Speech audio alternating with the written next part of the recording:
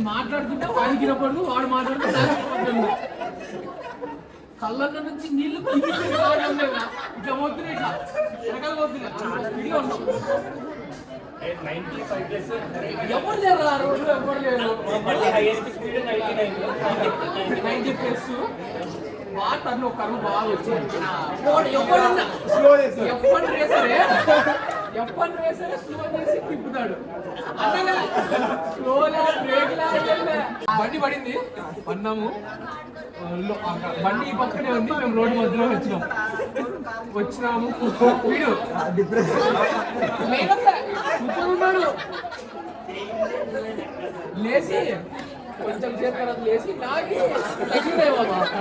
Pant ఇంత తిరిగింది, చేయికి తగిలింది ఇక్కడ.